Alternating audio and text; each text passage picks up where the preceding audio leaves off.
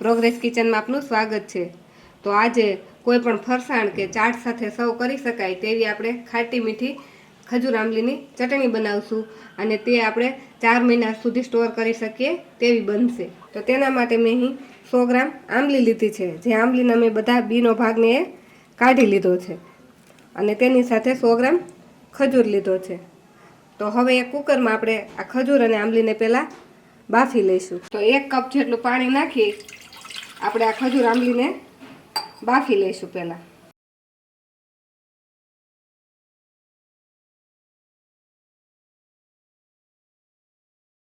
બે સીટી થાય ત્યાં સુધી આપણે એને બાફી લઈએ। પહેલાં 2 વિસલ કરી પછી આપણે કુકરને ઠંડુ થવા દઈશું, પછી આપણે કુકર ખોલીશું। આપણે આંબલી અને ખજૂર બફાઈ ગયા છે અને હવે તે કુકર પણ ઠંડુ થઈ ગયું છે। તો હવે આપણે તેને ખોલી લઈશું। તો આ રીતે એકદમ આપણા ખજૂર અને આંબલી સરસ બફાઈ ગયા છે। હવે આ ખજૂર આંબલીને આપણે એક ચાળણીમાં ગાળીને એનો પલ્પ કાઢી લઈશું। આ પલ્પને આપણે ચમચાની મદદથી આ રીતે થોડો હલાવશું એટલે એ એકદમ એકરસ થઈ જશે, એટલે આમાં આપણે બ્લેન્ડર મારવાની પણ જરૂર નહીં પડે। હવે આ પલ્પને આપણે આ ચાળણીની મદદથી આપણે ગાળી લઈશું।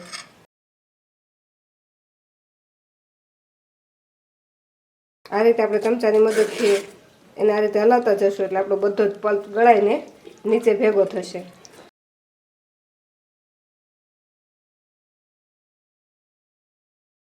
તો આપણે આંબલીને આ રીતે પ્રેસ કરીને ચાળતા બધો જ પલ્પ આપણો નીચે વહી ગયો છે। હવે આમાં આપણે થોડુંક પાણી નાખીશું। તો આપણે જે કુકરમાં આંબલીને બાફી હતી તે જ કુકરમાં આપણે 1 કપ જેટલું પાણી નાખી પાણી આપણે આમાં નાખીશું।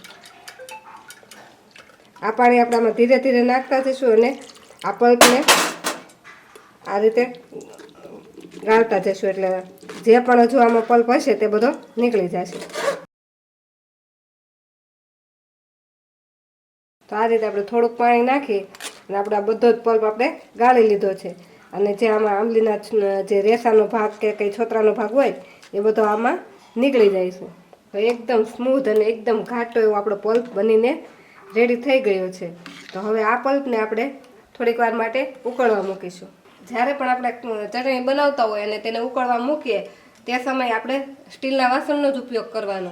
એ સમયે આપણે એલ્યુમિનિયમ કે નોનસ્ટિક કે કોઈ લોખંડની કડાઈનો ઉપયોગ નહીં કરવાનો। તો આપણે આ પલ્પને ઉકળવા મૂકી દીધો છે, તેમાં આપણે 100 ગ્રામ ગોળ નાખીશું।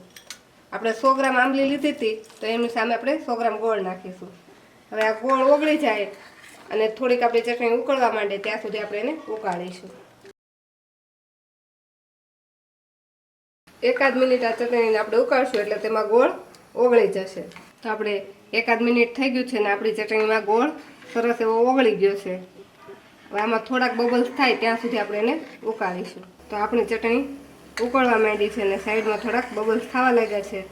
તો હવે આપણે ચટણીમાં 2 થી 3 ચમચી જેટલી દળેલી ખાંડ નાખીશું। દળેલી ખાંડની જગ્યાએ તમે આખી ખાંડ પણ નાખી શકો। આ ચટણીમાં તમે ગોળની સાથે આ રીતે ખાંડ નાખશો તો તમારી ચટણી એકદમ શાઇની બનશે। તો આપણી ખાંડ પણ આ રીતે સરસ ઓગળી ગઈ છે। હવે તેમાં આપણે બધા મસાલા કરી લઈશું। તો મસાલા માટે મેં અહીં 1 ચમચી વરિયાળી પાવડર, અડધી ચમચી મરી પાવડર અને અડધી ચમચી તજનો પાવડર લીધો છે। પણ જો તમારી પાસે આ પાવડર રેડી ન હોય તો એક મિક્સર જારમાં તમે આ ત્રણેય વસ્તુ સાથે નાખી અને પીસીને પાવડર રેડી કરી શકો। તો હવે આપણે આ ચટણીમાં સ્વાદ પ્રમાણે મીઠું નાખીશું। થોડુંક આપણે નાખીશું સંચળ પાવડર, 1 ચમચી ધાણા જીરું પાવડર નાખીશું। આની જગ્યાએ તમે શેકેલા જીરાનો પાવડર પણ નાખી શકો। અડધી ચમચી નાખીશું આપણે ગરમ મસાલો, થોડોક નાખીશું આપણે સૂંઠ પાવડર।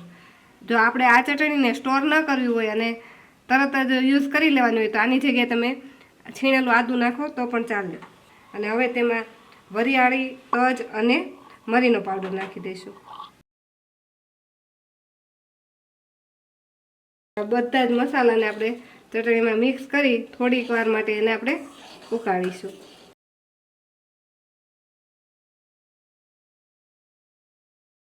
તો આપણે આ ચટણી સરસ ઉકળી ગઈ છે ને એકદમ ઘાટી પણ થઈ ગઈ છે। તો હવે આ ચટણીમાં આપણે 3 ચમચી જેટલો ફ્રૂટ સોસ જે આવે છે તે નાખીશું।